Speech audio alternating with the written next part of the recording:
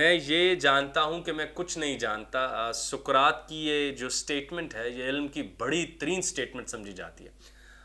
یہ بات افلاطون نے کوٹ کر کے بتائی۔ آپ جانتے ہیں سقراط کی اپنی کوئی کتاب نہ تھی، کوئی ایسے ریٹن ایویڈنس اس کا نہیں ہے۔ اوریکل آف ڈیلفی سے جب پوچھا گیا کہ سب سے دانا کون ہے یونان میں، تو اس نے کہا وہ سقراط۔ تو سقراط سے جب پوچھا گیا ارے بھائی تم سب سے دانا آدمی ہو، سب سے وائز ہو، تو اس نے کہا میں تو بس یہ جانتا ہوں کہ میں کچھ نہیں جانتا۔ اب اس بات کی ایک تو بہت عامیانہ سی تشریح ہے کہ بھائی میں یہ جانتا ہوں، لیکن ایک بڑی تشریح ہے۔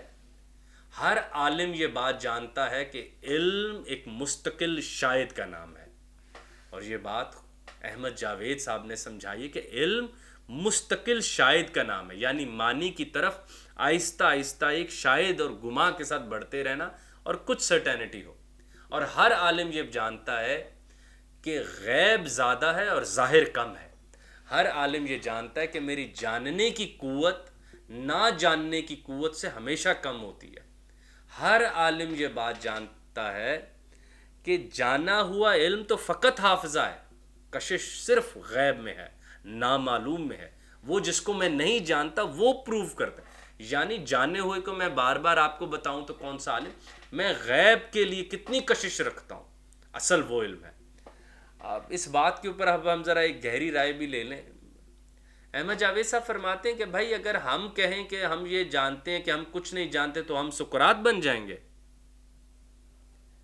علم کی اس معراج پر کھڑا ہو کے جب سقراط کئی طلباء میں، کئی چاہنے والوں میں علم بانٹتا تھا اور سب سے دانا آدمی تھا، سب سے دانا آدمی بن کر یہ کہنا ہے، یہ نہ ہو کہ آپ بغیر پڑھے، بغیر لائبریری رکھے یہ لائن بول دیں کہ بھائی وہ تقریر کے شروع میں یہ جانتا ہوں میں کچھ نہیں جانتا۔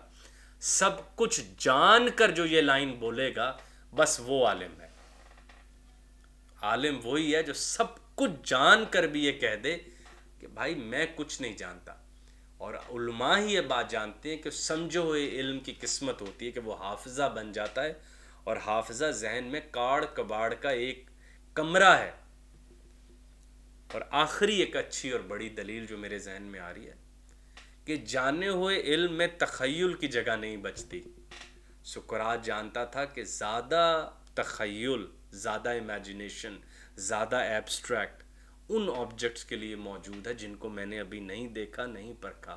ان کو میں کئی طرح دیکھ سکتا ہوں اور کئی طرح پرکھ سکتا ہوں۔ آپ یاد کیجئے گلیلیو کے زمانے میں جن لوگوں نے جان لی تھی کائنات ایسی ہی ہے، وہ سمجھا کے مرنے والا ہو گیا کہ ہلتی ہے بھائی، ہل رہی ہے کائنات۔ مگر دوسرے بھی تو پڑھے لکھے تھے بھائی، وہ کورٹ میں بیٹھے ہوئے تھے یا وہ اس کاسل میں تھے، تو وہ یہ اتنے جاہل تو نہیں ہو سکتے۔ وہ اپنے جانے ہوئے پہ فخر کر رہے تھے اور گلیلیو اپنے نہ جانے پر فخر کر رہا تھا۔ تبھی گلیلیو زندہ ہے، آپ اس کا نام جانتے ہیں، اور جس نے اس پہ ضرب لگائی، جس نے اس کے اوپر کہا کہ معافی مانگو، اس کا کوئی نہیں جانتا۔